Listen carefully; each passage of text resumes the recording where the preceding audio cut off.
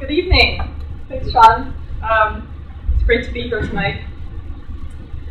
So, I'm here to talk to you about making better health decisions with better data. After being a venture capitalist, an IT executive, internet executive, biotechnology executive, I've been on all sides of data, and I've also been on all sides of healthcare as a patient and a patient advocate.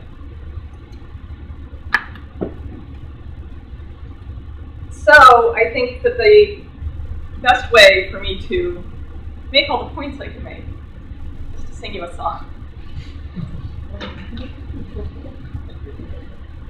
Better data, better advice, better decisions, better life, delight me, it's better. Okay, you probably didn't see that.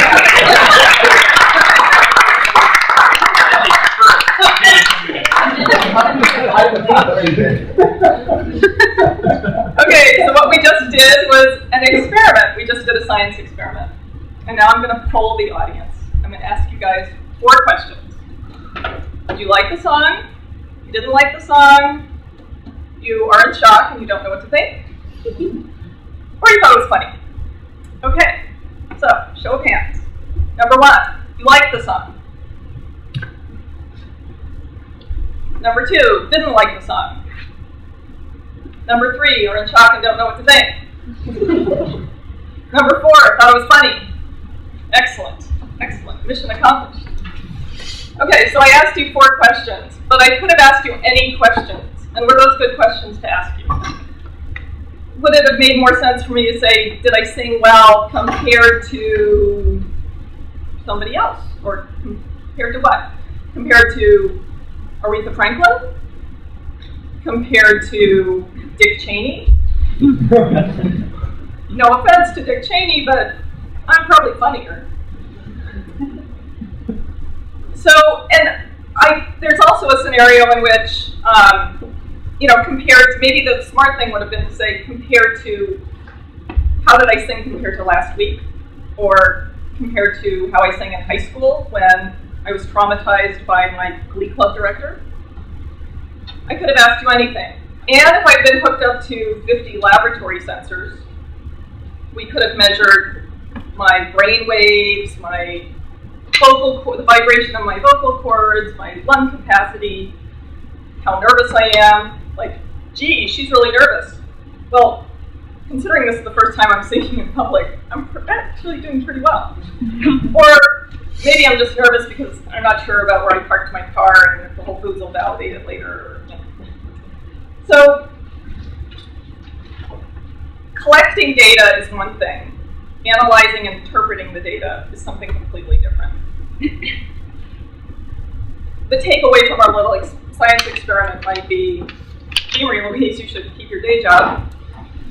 Or if you really want to be a professional singer, you need to practice more than 10 minutes a day. But these lessons can be applied to healthcare. When a patient goes into a doctor's office for 10 to 20 minutes a year, the doctor's just getting an isolated snapshot. They're getting a blood pressure reading, weight, pulse. They're not getting the context that would be provided by understanding that person's lifestyle, their diet, their exercise, their family life, their emotional state. The doctor doesn't have that. Wouldn't it be great if the doctor could have more contextual information to make better decisions?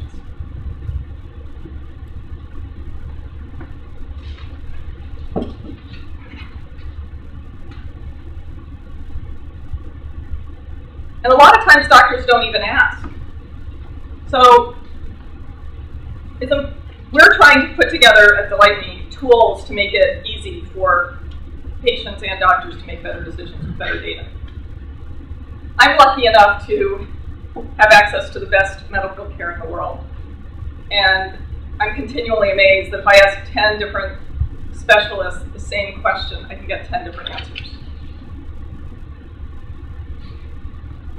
And attaching a patient to a lot of sensors might be interesting, but doesn't necessarily going to be meaningful. You could have attached sensors to me to tell me that whether I've smoked or not.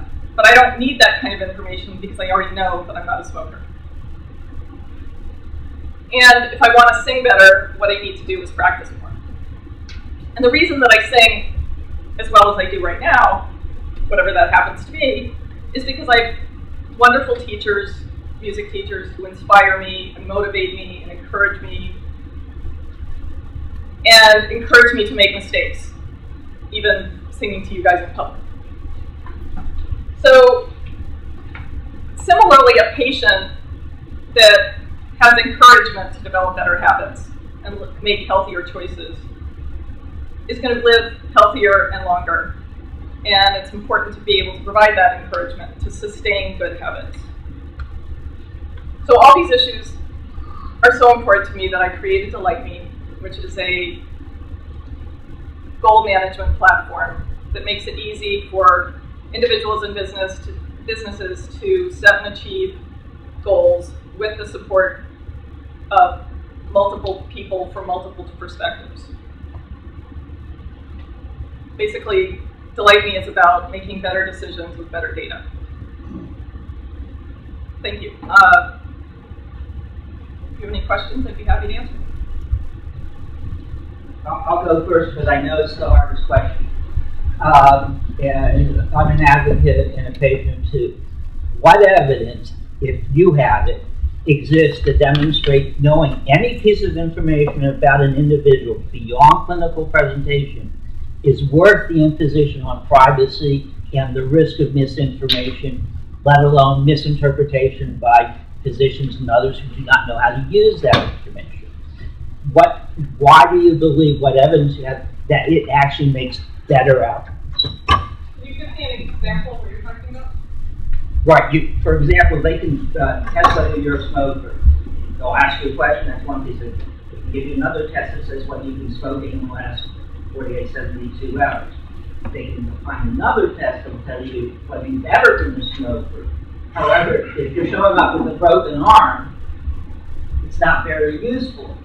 And the question I have is, most people, when they advocate the collection of this type of information, are in fact implying you show up with a broken arm, it's now time to collect the information because you are there.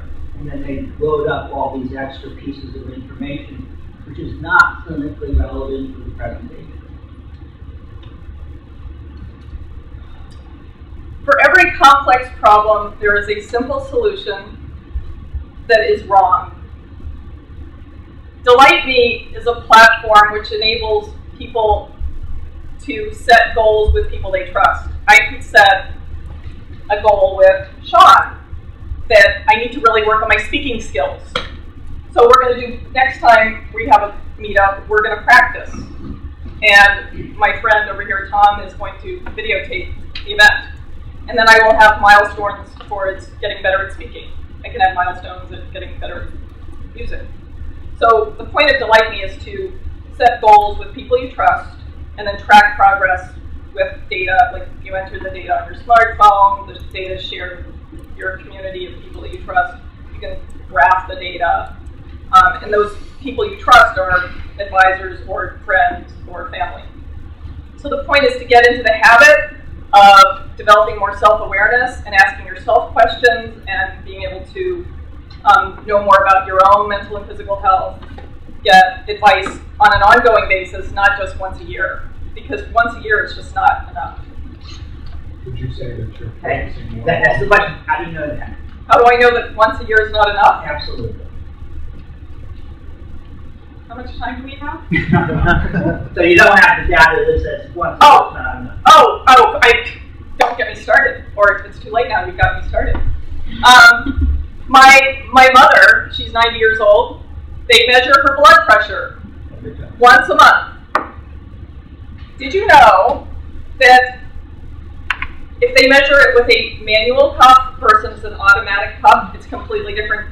Absolutely. You can measure it on your leg, it's completely different. Measure it sitting or standing, it's completely different.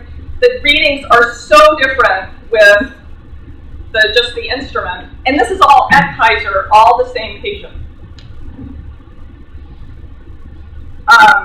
And I because I went to MIT, I'm an E, what can I say? You've already got me started. So I look at her history of blood pressure and I see what it does. And they will make a recommendation. They literally made a recommendation for her to take a much stronger drug to lower blood pressure, which would have made her dizzy and go to the bathroom all the time. This is a 90-year-old woman. Should a 90-year-old woman be getting dizzy and going to the bathroom all the time? Like, hello? So I asked to look at her data, and I'm looking at when her blood pressure went up, and it's when it was 100 degrees out. We live in Washington, D.C., and because she lives with me, I remember she's been eating salted nuts every day, about as much as she wants. So it's like, I'm taking the nuts away, and I'm making sure she gets a walk in. Guess what? Her blood pressure went back down to normal. So I don't think you can have isolated data, and it can be so easily wrong for so many different reasons. Yes? Once collected, who owns those data, and then how are they protected? With Delight Me, it's completely private, secure, encrypted. The individual who wants to be healthier decides who to invite. It's private on a person-by-person basis. Like, I can set goals, like I want to lose 5 pounds, I want to sing at a concert, I want to do whatever. I set it. I can do it by myself or with one person or more than one person, privately on a goal-by-goal basis. Yeah. So this might be a little too technical, but do you know what methods you guys are using to secure the data and what kind of architectures it's built on? You could see me afterwards, but I think that's kind of beyond the scope of this chat right now, but Right.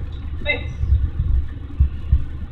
Yes? Just curious, how is this different from like a traditional PHR that you can invite people into, for example, Google Health or Microsoft Health Funnel, something like that? Obviously, Google Health is on the way, but would you say it's like a collaborative health record, or how does it fit into one of those buckets that we created? Well, it's definitely collaborative and it's multidisciplinary because I think all aspects of life are interconnected. Mental health, physical health, career, money, sports, school. For example, if somebody was using Delight Me for education, like a teacher, a kid that's taking math, history, science, English, guitar, playing soccer, there are all these different metrics associated with all these different activities, and you could collaborate and make with all the different teachers and parents and siblings, etc., and collaborate around all the different activities and help the kid achieve goals. And also, the kid would also develop more self-awareness, like, oh my God, if I sleep, I get better grades. If I exercise, I can concentrate better. If I eat well, I can concentrate better. There are all these different variables that, for people that aren't paying attention, they don't realize what an impact these things have on success. So if I wanted to get started, I just go to the site and I sign up and I connect with Facebook. I pay $5 a month. I see banner ads. We haven't launched yet, but we're getting close. So I'd love your business card and exchange cards, and I'll put you on the list for when we're closer to launching. Yes? So is all this data self-reported? Like every time I go to the doctor's office, I put what they took my blood pressure was? Like, as a physician, how do I know that everything's like accurate and that it's consistent? Like, people can't remember to write food journals every day. How are they going to remember to put in all these metrics every day? Well, part of the way this is structured, there's so many, and I was talking to somebody here, that just doing one thing better or just thinking about one thing can make a huge difference. So Delight Me isn't about measuring everything all the time with everybody, but it's by sitting down with somebody you trust and setting 1 goal, 2 goals, 3 goals that make sense for you. Like, one person is, and having trouble with algebra, another person's at the top of the class in algebra. They're going to have different goals. Somebody who's a beginning music student is going to have different goals than an experienced music student. It's my turn. No. Oh. Thank you. Thank you.